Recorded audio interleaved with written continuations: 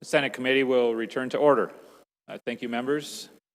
Mr. Polis, thanks for your patience. I guess I'd like to just come back to my last question about this ranked, how do we call it, ranked voting? Ranked choice voting. Yes, thank you. So what I'm really trying to find out from you is the functional inhibitions in the software. You say that it's not, that they can't access it, but what does that mean? I mean, do they see a button on the screen, but it's grayed out so it doesn't work? What would it take to turn it on? I mean, is that something you guys turn on when you sell the software to Michigan? How is that, how is it inhibited from being accidentally or purposefully turned on? Well, that's correct, Senator. So it is not installed. When the election officials took possession of their system, whenever that was back in 2017-18, they would have had to separately install a module that would be part of the record that, again, as I've said, any independent testing authority could verify this, so you don't necessarily have to take my word or even a poll official's word for it. One of the claims that I think I've seen that may be related to this is the allegation of fractions in our reporting software. As I said in my opening statement, there is no fractional voting. That's just not a feature of our system. And any audit of our database would show this. We don't allocate fractions and certainly don't do any switching or deletion of these votes. So when the ranked voting occurs in the states that do allow that, is there a fractional vote count that comes out in those situations, or is it still whole numbers? No, so the report that I happened to see in, it was, I think, another hearing in your state, and it was attributed to our system. I can tell you that's false, and I haven't seen any report of where that report came from. It looked like it was just created on PowerPoint. I can tell you that it does not come from any report on our system. And that's something any one of your counties that use our system could verify for you.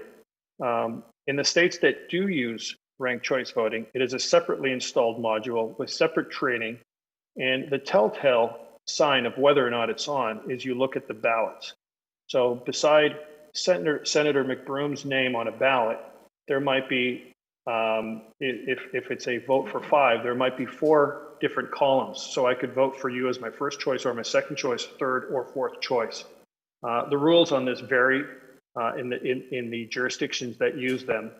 But again, it is not allowed for use in Michigan. It has nothing to do with Michigan. It wasn't used for Michigan. And that's something that can be easily and independently verified. So on with the fractional voting issue, since you bring this up, and I would have, if one of the other committee members hadn't, I've seen a page that appears to be a screenshot that demonstrates fractional votes. And at the bottom of it, it says Dominion software. Is there any screen in your software that would allow that to happen? And if not, then where did this come from? Absolutely not. It does not come from our software. Our reports typically don't have from Dominion software on the bottom of our reports. Our reports can be obtained through the Secretary of State's office or counties that use our systems. And as to the all-important question of where that screenshot came from, to me it looked like it was an actual PowerPoint report. Your guess is as good as mine. All I can tell you is it did not come from our system. I'm going to go back slightly, and it's not that I won't come back to fractional voting, but I'm going to mull over what you said, and perhaps we'll come back from a different angle. But you were mentioning how in the post-election, your software, the machinery is audited by the EAC or potentially by a third party, correct? Yeah, the federal process specifically requires it to be thoroughly tested, including source code review, accuracy test, volume test, environmental test. It's very comprehensive. The manual is thousands of pages of long, the requirements.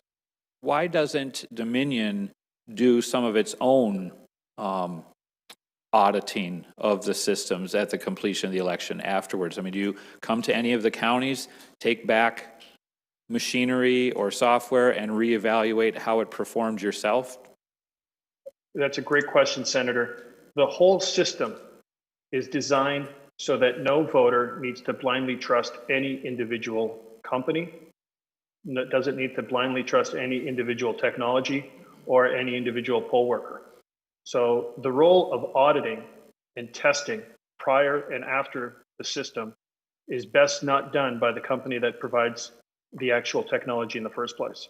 It is best done by the election officials whose accountability is to run the elections under their total control, and best done by independently accredited experts from a bipartisan federal committee that reviews everything from competence on the technical and the procedural side as it pertains to elections. And so that's why we don't audit our own software. Now, to the question of do we test our software? Absolutely, we test our software very, very thoroughly, but that happens completely independent of any customer jurisdiction or the certification lab. This is generally something that we do very extensively prior to submission to the federal government for federal certification. How would your company know then if there were issues with the interface ability, with customer satisfaction in regards to the performance of the software? What do you do to receive feedback on how well the program works and how well it interfaces? Well, it's an iterative exercise through continued conversations, collaborative in nature with our customers that use our software and systems. And now turning my attention, and I'm sorry to kind of bounce around here a little bit on you. No worries. When we look at the Antrim report that's recently come out, there's specifically notes regarding the absence of logging within the steps of the adjudicated ballots. You went through for us what the adjudicated ballot is and what that entails, but where you mentioned there's both an automated and a non-automated system for adjudication. Which one is it that Antrim County had, and where are these logs that the report that came yesterday says are missing? There's no automated process for adjudication. The two different systems are one that is manual in nature, that requires local bipartisan adjudication committees to remake new paper ballots based on mistakes that they agree on that a voter who is voting absentee have made. And the second is the same process, but instead of remaking a paper ballot, they make their selection and their determination electronically that is attached to the original image. And so Antrim County used the manual process. They do not license the digital adjudication software. And we know for a fact that they could not have used it because they did not record absentee ballot images, which is a prerequisite to use a digital adjudication. So in my township, and I'm part of a small township, and by the way, just for the record, because I'll get in trouble later if I don't correct you, Antrim County is downstate, not in the UP. It's close to the UP, but it's downstate. Fair enough.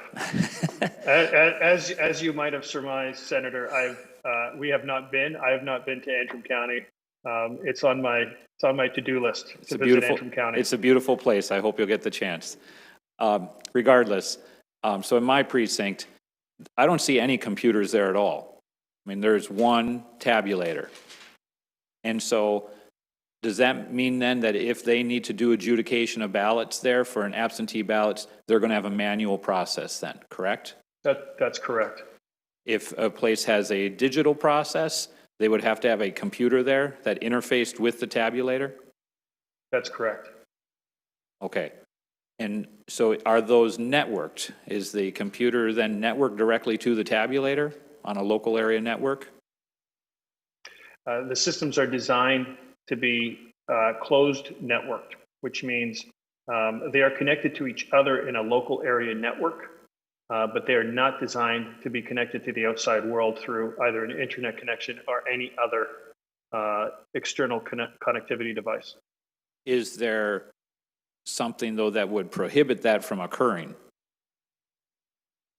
I'm sorry, is there something that would prohibit connectivity to occur?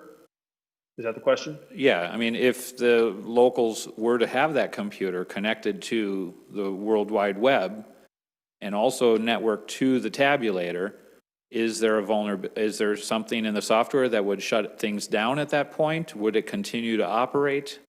What is the security protocol at that point? Well, first and foremost, the physical security that is under complete control of the election official is paramount. And there's no adjudication that ever happens at a polling place. One of the audits that an independent test authority accredited by the EAC can perform is a test to look at whether or not that computer was connected to the internet, which of course it's designed not to. I thought that you might have just said that adjudication doesn't take place at the polling place, but I'm not sure. Is that what you meant to say? Because Yes. I mean, isn't that where, if there's a ballot with an overvote, isn't that adjudication going to take place there at the polling place? Okay, fair enough. So I Okay. did say that. So let's take a couple steps back to make sure we're on the same page. Please. In a county like Antrim or your county, where they are using a manual adjudication process, adjudication does not happen at the polling location.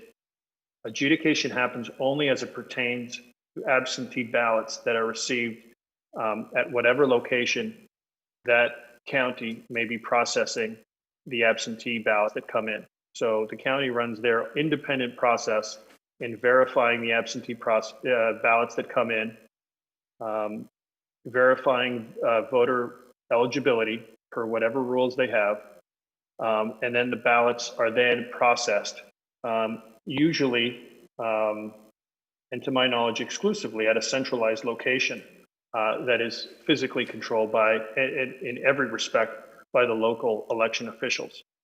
So in a county such as Antrim, the adjudication would have been done by hand.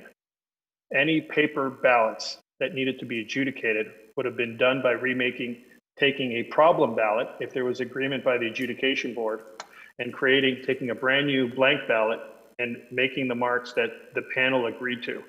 They would put the actual ballot somewhere else for keeping, and then the ballot that they made would be the one that would be scanned. In the case of Antrim, and I strongly suspect your home county as well, that scanning would have happened through a polling place tabulator, but not at a polling place. So in the case of Antrim, what I just learned the other day was out of the 18 tabulators that they had, 2 of them, I believe, were dedicated for absentee ballot scanning through a counting board. Okay. So, and I will add, in this scenario, there is no connectivity of any kind. We were mixing digital adjudication when you're doing digital adjudication, but in the scenario that we are talking about now, as it pertains to your county or Antrim County, there is no internet connectivity at all. okay, thank you. But it does open up kind of the can for the other, major thing that we've talked about, where obviously in TCF, they were using digital adjudication. Well, let's come back to that in a second. I just want to clarify one thing. So the reason why we don't need adjudication for in-person voting, that is if a voter made the same mistake in a local precinct where they are in person, the voter has the tabulator will prompt the voter about their error and offer the voter a second chance to correct their ballot. So in a hand marked paper ballot scenario, if the voter selects your name and then crosses or fills in the oval beside your name, and then crosses it out and fills in an oval below your name in the same contest, and it was only a vote for one contest, they're the ones that in-person voting, the voter themselves is feeding their ballot in the tabulator, and the tabulator will prompt them of their mistake, so they have a chance to correct it themselves. You don't need an adjudication panel because the voter can correct it for themselves. The issue arises in absentee voting, where the ballot has been now separated from the voter because it has been sent through the mail. And we are without the adjudication process, you're not giving that voter the same chance. So it's obviously different, but the states that allow it have very strict rules and offer guidance to the bipartisan adjudication panels of what they are and aren't allowed to do per state and local law. Thank you. In the situations where they choose to use digital adjudication, such as at TCF or other mostly larger counties, and a computer then is local area network connected to the tabulator, what is to, you answered earlier, it's up to the locals to provide the security, but if they were to allow that computer to be connected to outside networks, does that present a vulnerability to the tabulator's programming? Well, the system, as I said, is designed not to be connected. So if they're running certified software on those systems that are not connected to the internet, the record of what the adjudication panel is doing gets appended to the original ballot image, and they are available for audit. So these are questions best answered by the election officials that work to secure that location, because you can imagine conceptually that's just as dangerous as not having control of your in-person voting precinct. Back to the example of your home county, if you didn't trust the poll worker and you didn't trust all of the bipartisan watchers, that speaks to the security of the overall process, not to the accuracy of the tabulators. As I've said in my opening statement, the true test of a tabulation system such as ours is in the manual recount and an audit that is taking place. And that is something that is always available to do.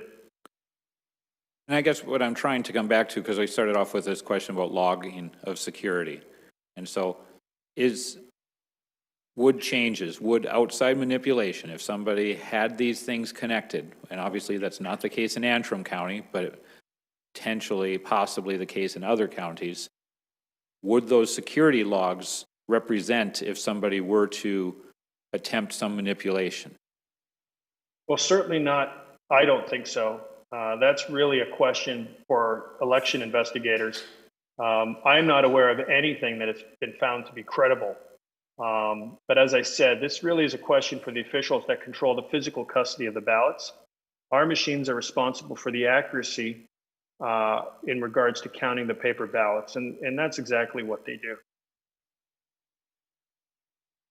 In the Antrim, back to Antrim, and I know we're bouncing around. In Antrim County, the report says that there is a period of time where there isn't any security logs. What is the explanation for that? So, Senator, I've only had a cursory review of what I consider the biased and report that came up. I've also had a chance to cursory review, I should say, of the Secretary of State's response, which I frankly agree with the response that was issued recently to that report.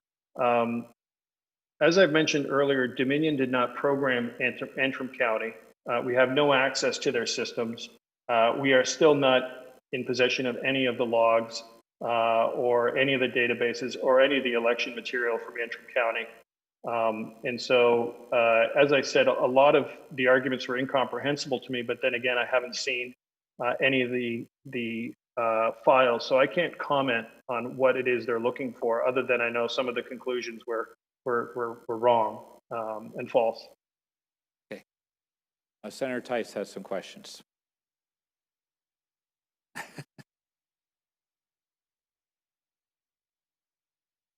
Hello there. Thank you for being with us today. I very much appreciate that. Thank you for the opportunity. So there's a lot of confusion. I want to start with Antrim. I know we've been over it, and I don't mean to beat a dead horse, but because there's so much confusion, I want to clarify it for people who haven't been there and for who don't understand what the process was that happened.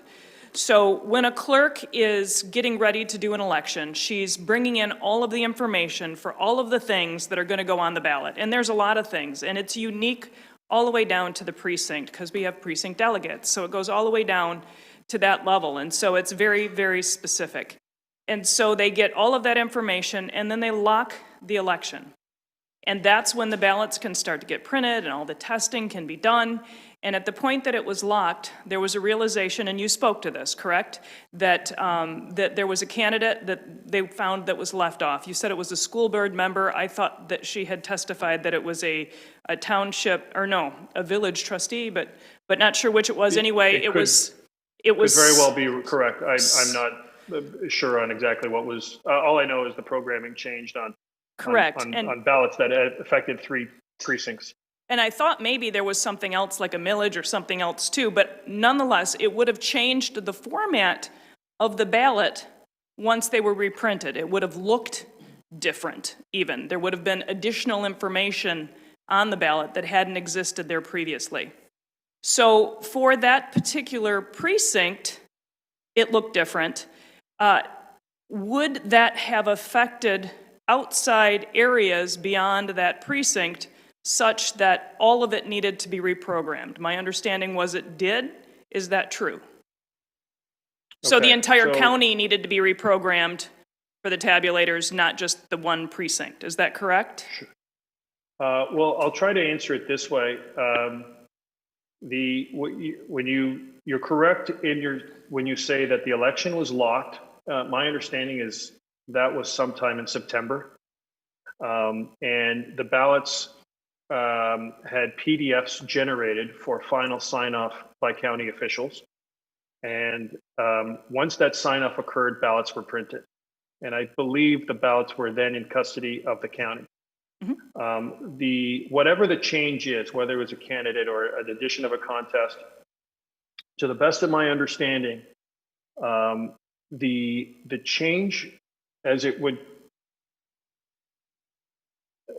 be noticed by a voter, and I'll say it as simply as I can. The voting information, meaning the contests and the candidates in each contest, were only different after the change in ballots that affected 3 precincts, which corresponded to 3 tabulators. The issue on how the people that were programming the election, as I understand it, because it wasn't our company, but I have a good understanding of this, and it's going to be apparent why they did it this way.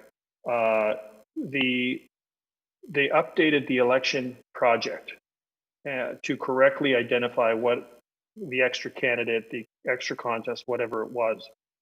But care was taken to make the ballots that were printed and in possession of the county for the other 15 tabulators, care was taken to make them exactly the same.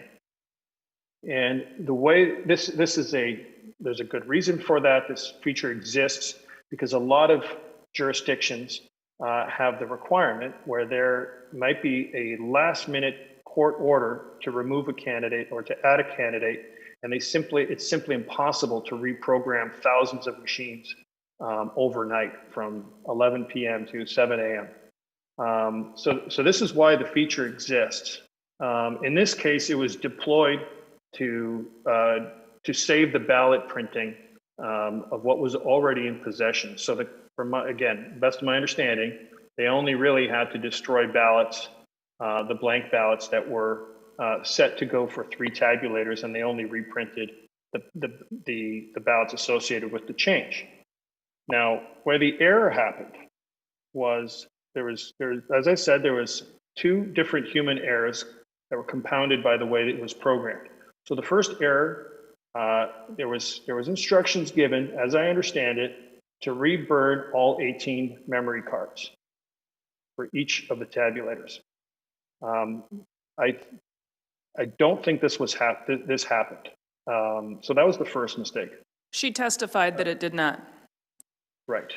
The second, it's clear that I'm assuming, I shouldn't say it's clear. I'm making the assumption that a public logic and accuracy test was not performed at that point, because had it had been, the change would have been noticed, or the error would have been noticed.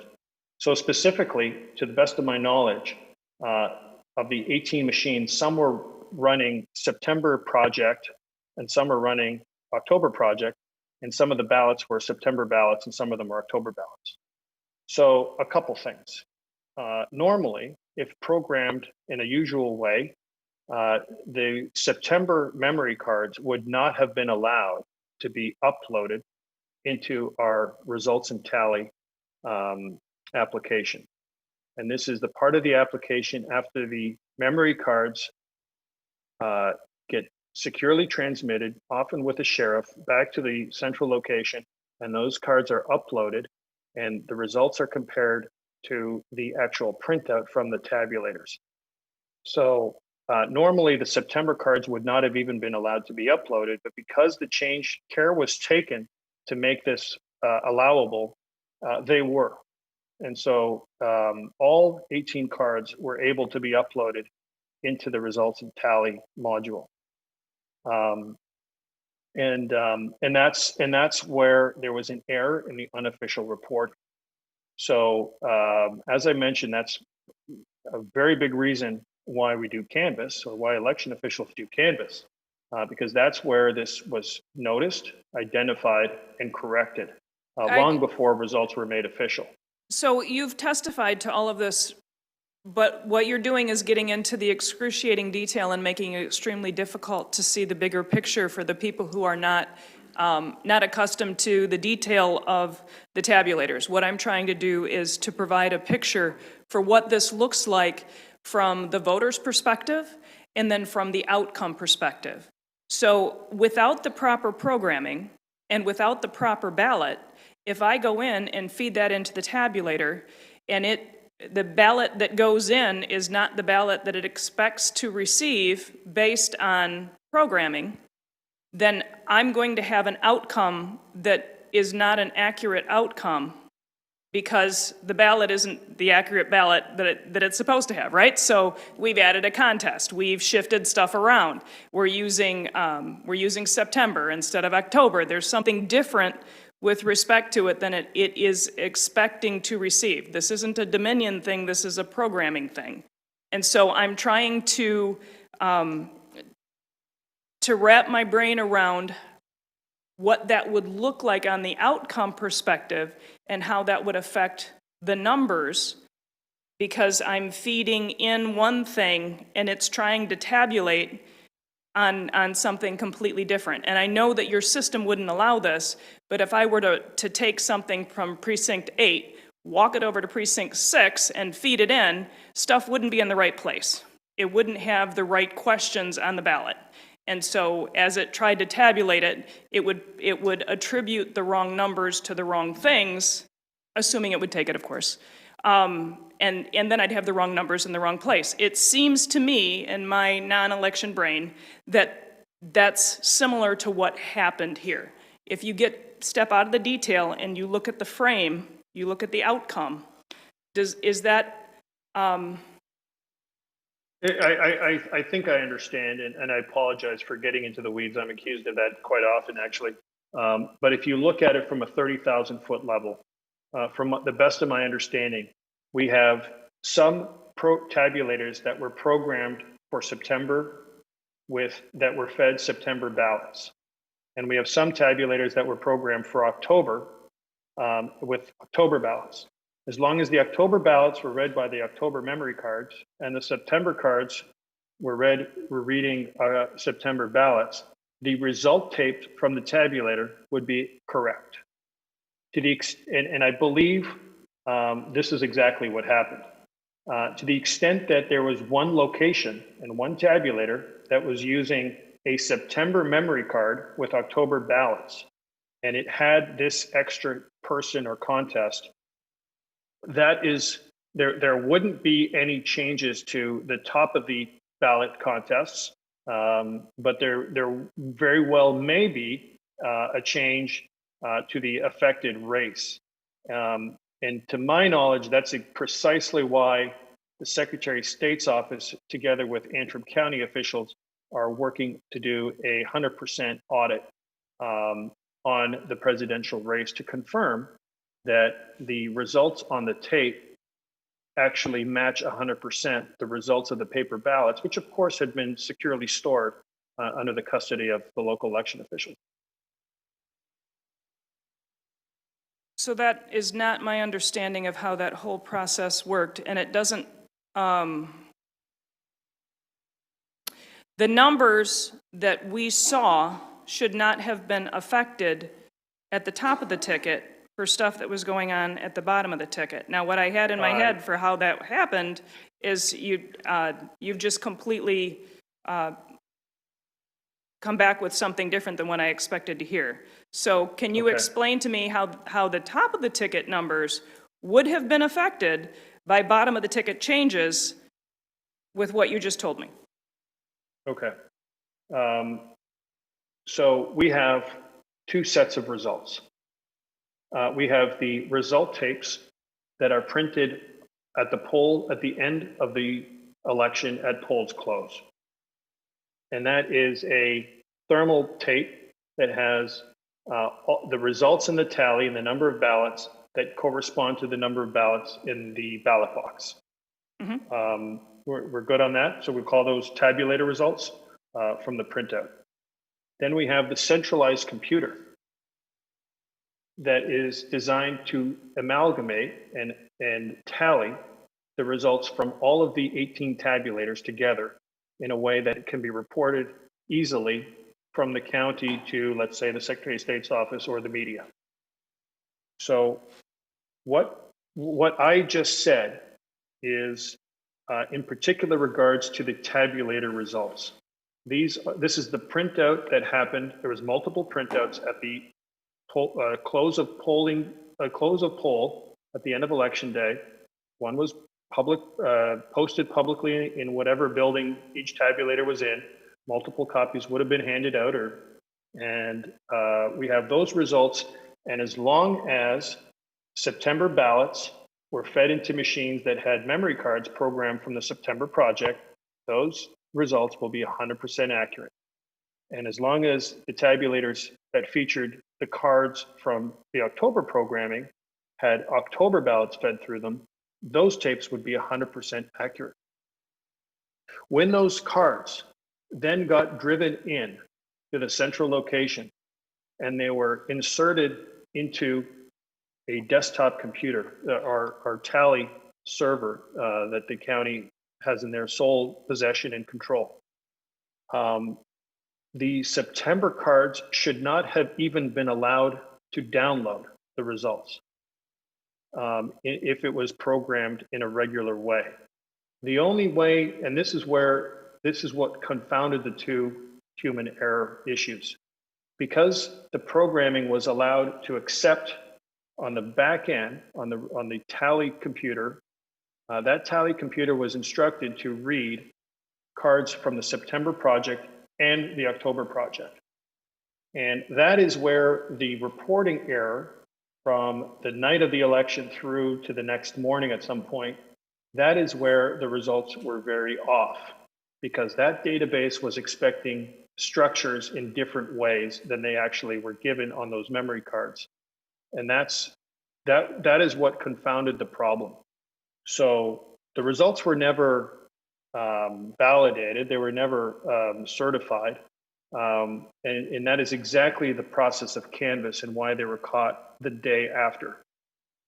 Does that help in the explanation? Or that does. So the tabulators provided that they were accurately programmed for the particular ballots that were being fed into them, regardless of whether they were September or October, are fine. It's not until the point of time that we're bringing together all of the information from all of the separate tabulators into an individual where we're conglomerating all of the information. It's not until that point in time where we're mixing then the October and September election plans, you call them projects, where it becomes an issue, and that at some point there was an override from the where September was forced in, as well as the October that should not have been allowed, and that's what correct. created the problem?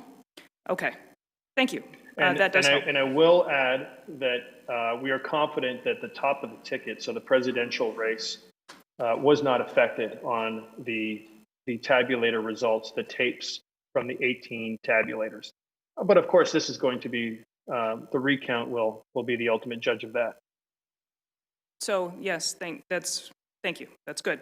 I just wanted to clarify a few things. So EAC is something that we've been referencing a lot. That's the Election Assistance Commission. A lot of people would have no idea what that is.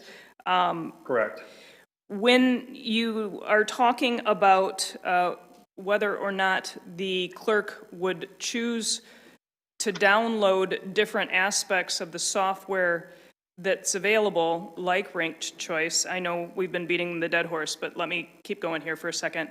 I don't have a ton of confidence based on the history that's been happening that all of the correct software choices were made, and perhaps some inappropriate software downloads happened. Is that possible, or do you not even think that that's possible? No, I don't think that's possible. Okay. This is not some feature that can be accidentally turned on.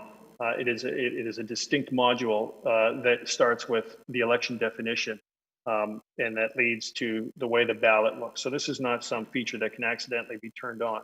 Okay.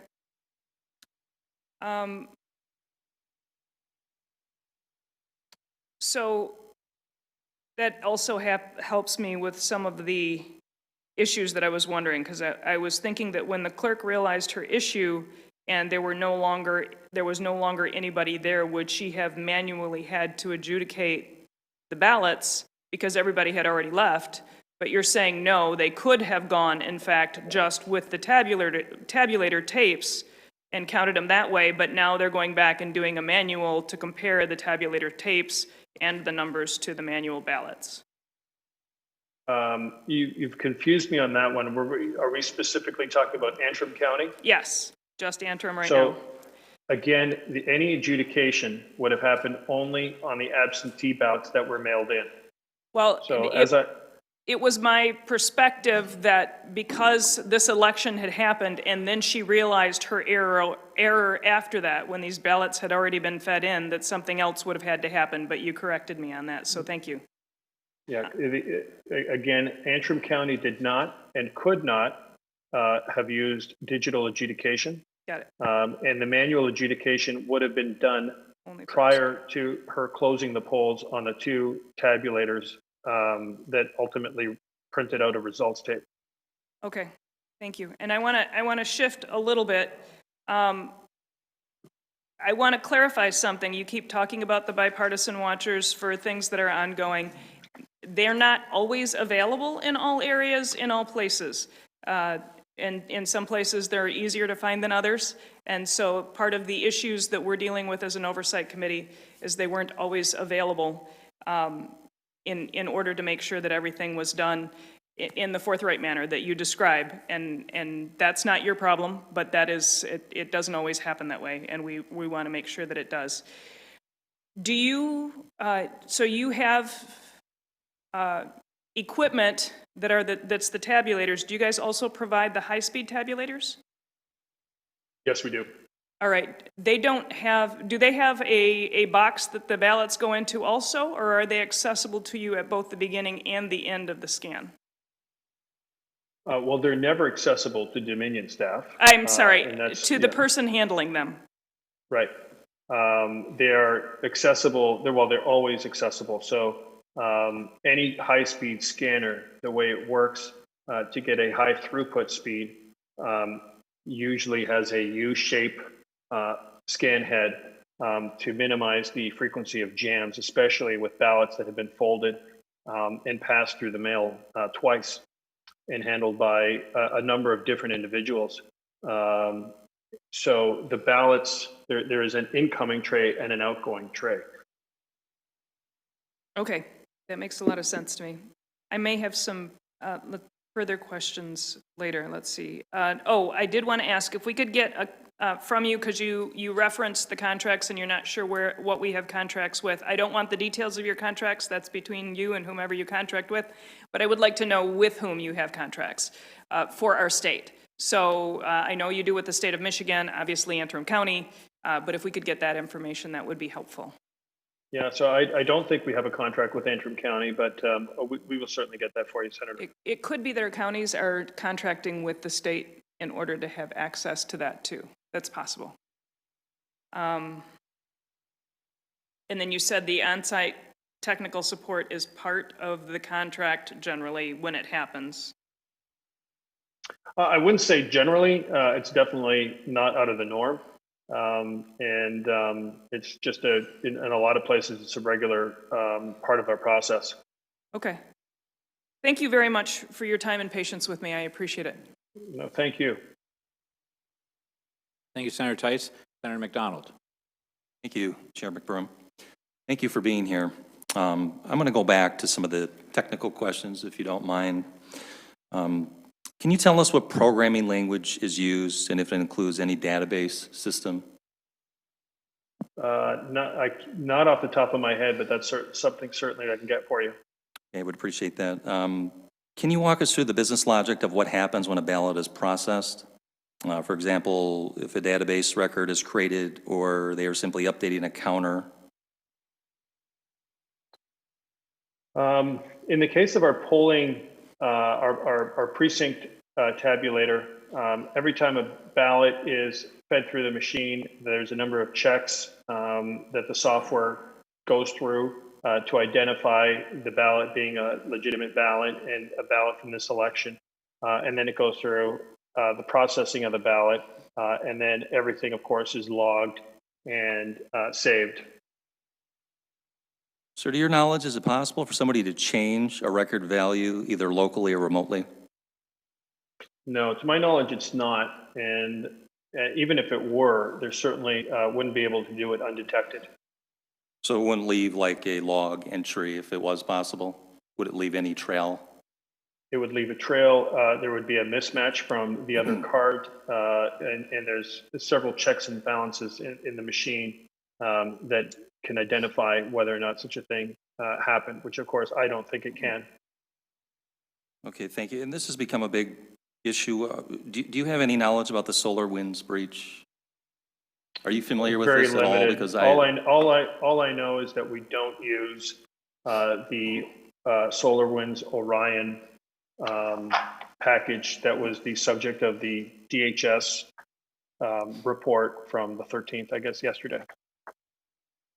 Is it possible for somebody to insert a USB drive that could have manipulated the database or data or software? Is that possible to your knowledge? In our tabulators? No, I don't think it's possible. And again, even at the central computer, even if it was, it would be detected. I just have two more questions, if that's okay. Sure. Small towns in Wayne County adjudicated in Detroit or at the local precinct? And if so, how was the data transferred? I don't know the answer to that. Okay. Last question. How do you electronically match voter to identity so the voter can vote, so we can catch it so they can't vote more than once? Well, that's really a question for the clerk officials. issue? It's really a question for the election officials whose job it is to verify eligibility. It's not something we do.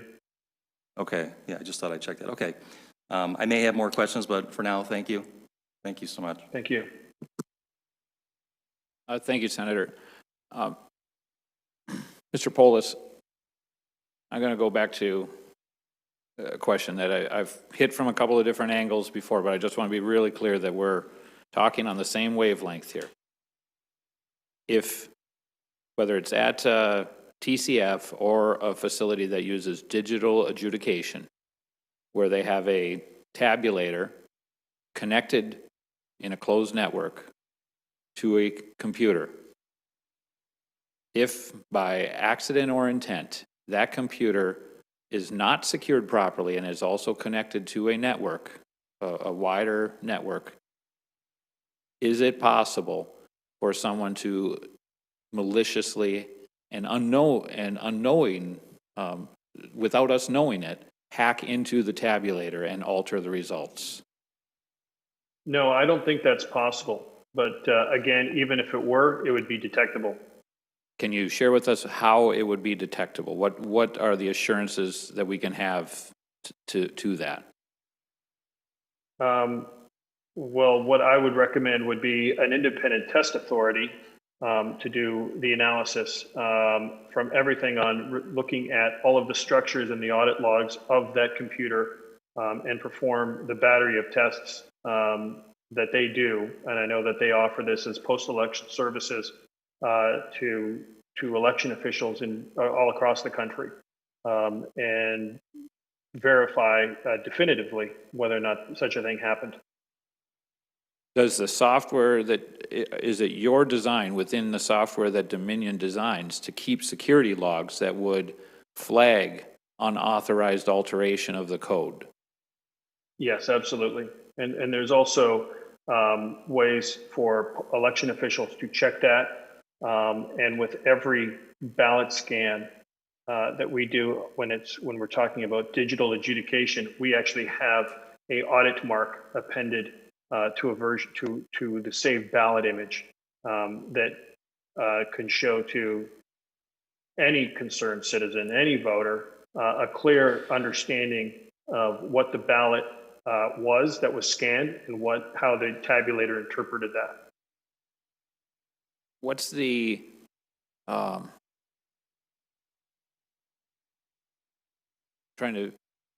would we understand? Would there be some sort of flagging that would happen, though, that would cause poll workers to look? Would an error message come up? Would the machinery stop working?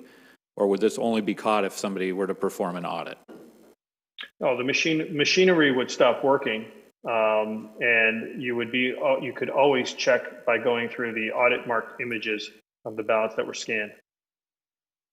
And that's above, and that's not even before we get into an independent verification from an ITA. Now, the security of that computer that is hooked even to that local network or the digital adjudication, the security protocols that are put in place on there, does your company set a standard and provide instructions to the local workers on all of the security settings that computer should have? Is that something that comes from the state of Michigan? Does it come preset? Where do those security standards and settings get placed, or who does them?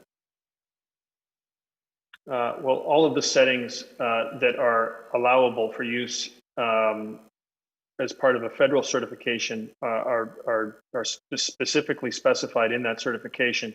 And in addition, layering on top of that, they have to be allowed by the state of Michigan during their process. Ultimately, the physical security of the entire system, including possession of the paper ballots themselves, and the scanners that do the high-speed scanning of absentee ballots, are all under the control of the local election official.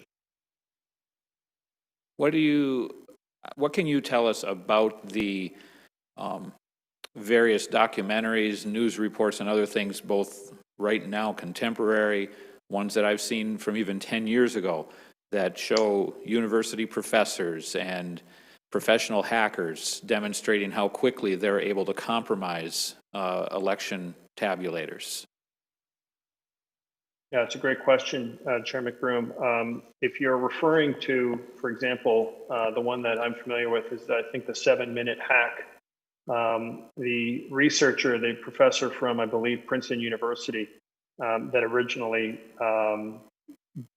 published this video, or if it's a video, an article, he's one of, I think, 50 or so signatories on a letter that specifically addressed this election. And how they are completely different systems.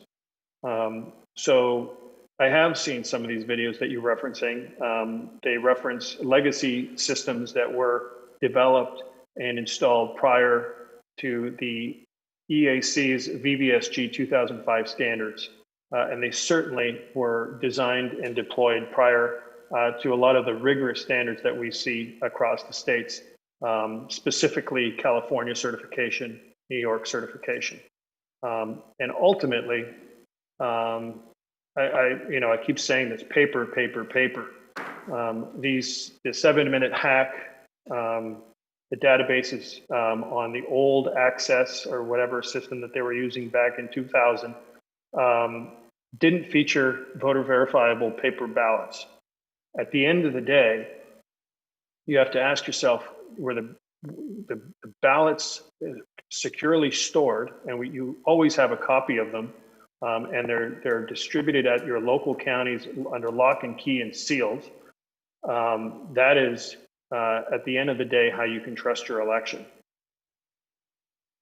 One of the things that's, particularly troubling from just a pure, easy, transparent process in Michigan's voting is the imbalance of poll books.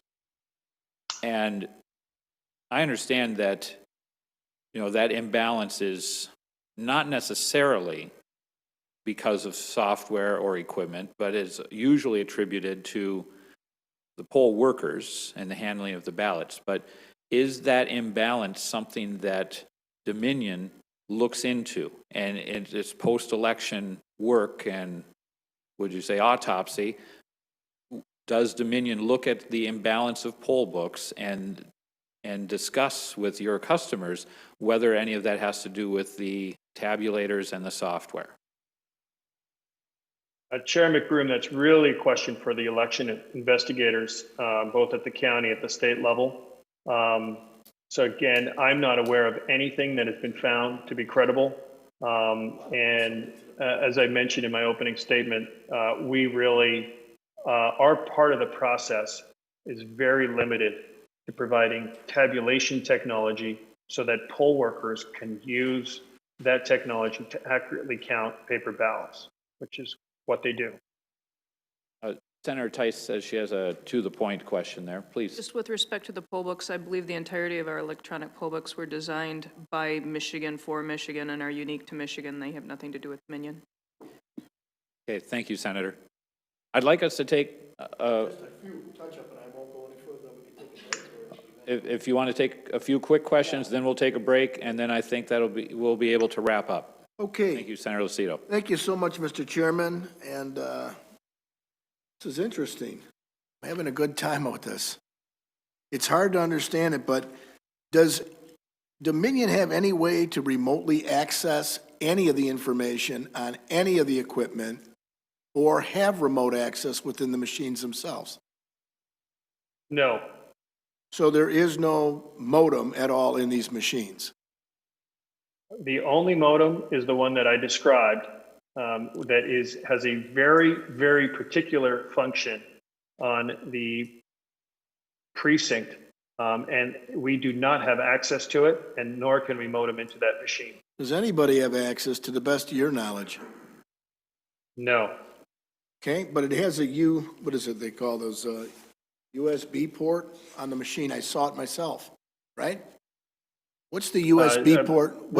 I'm not sure which machine you're referring to. But, I'm not sure either. I didn't get a serial number, but there is USB ports on machines that you build, correct? No, I don't mean to be facetious, Senator. What did the machine look like? Was it a touchscreen? Yes. Okay. Yes, there is. Okay. And so that touchscreen is a ballot marking device. Mm-hmm. It does not tabulate votes. So it's just a pen. It's an expensive, fancy pen that allows for voters of any abilities, any physical ability, language ability, to privately and independently create a paper ballot that can be cast by them privately and independently. So if there was no wireless modems included or deployed in Dominion machines or equipment,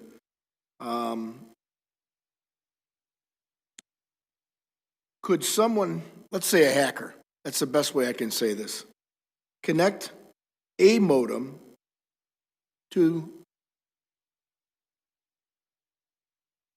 do something that should not be done, which is affect the vote? Well, Senator, if we're talking about a polling place in Michigan, we're likely talking about two pieces of equipment that come from Dominion. One is that touchscreen that it sounds like that you've seen that does have a USB key that's obviously locked and sealed. And then there's another machine that is a paper scanner that sits atop a physically secure ballot box. As I said, the ballot marking device does not tabulate votes. It is nothing more than an electronic pen, if you will.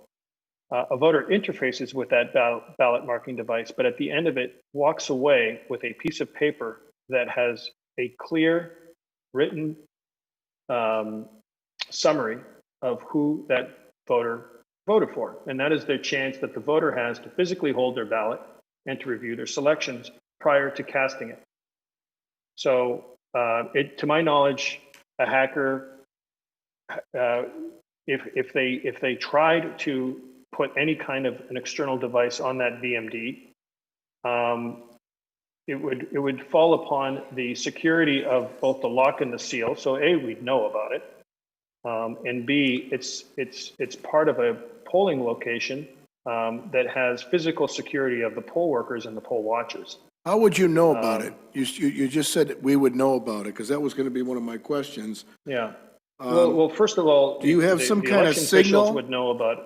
Is there a signal that says error? Is there a signal that says there's an error or there's a compromise? Well, there's several mechanisms that are built in that will not allow it. And as soon as the software is even attempted to change, it would shut itself down. But that didn't happen in to that Antrim point, County, did it? I'm sorry? That didn't happen with the machinery that was built in Antrim County, did it? It didn't stop the machine and said, don't accept the vote. It kept accepting votes. No, Yeah. I don't think anyone no one is alleging that somebody broke in. Okay. No, we're not saying, no, don't get me wrong. No, we didn't say hack. We didn't say the word hack. But there was an error and it was a human error according to the clerk, which, let me get through these few questions. If you can't remotely access it, Dominion, what were these 2 employees or 3 employees or how many employees doing at the TCF Center? What were they doing there from your company? So I think you started the question asking about Antrim County. We did not have any. No, I want to withdraw. employees. I'll withdraw the questions for time's consideration in your time, and I appreciate you coming. Be specific. What were they doing in Wayne County at the TCF Center that they were employed by Wayne County? That's what you said, right? They weren't employed by the Secretary of State, were they? No, okay, so we're not talking about Antrim County anymore. No. We're only talking about TCF Center. Right. And we had 2, to my knowledge, we had 2 Dominion employees and one-day contractor. So they're discharging their duty as directed by election officials. So specifically, cleaning machines, answering technical questions from election officials, but it's always done at the direction of the election official. There are strict instructions those employees are not running the election, so they should never be confused with running the election. I did. It could be as simple as cleaning. One of the most common things is cleaning the glass read head of a high-speed scanner, because as you might imagine, when you're scanning tens of thousands of pieces of paper, it actually is a pretty dirty process, and flecks from the paper accumulate in the scanning bed of the scanner that needs to be cleaned properly. Would there be any reason? Would there be any reason for these 2 individuals, as you've indicated, to employ any third parties to be there also?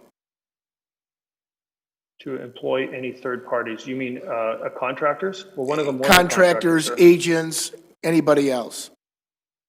So we contracted with one contractor who I believe testified to your House hearing. So you have viewed these hearings online?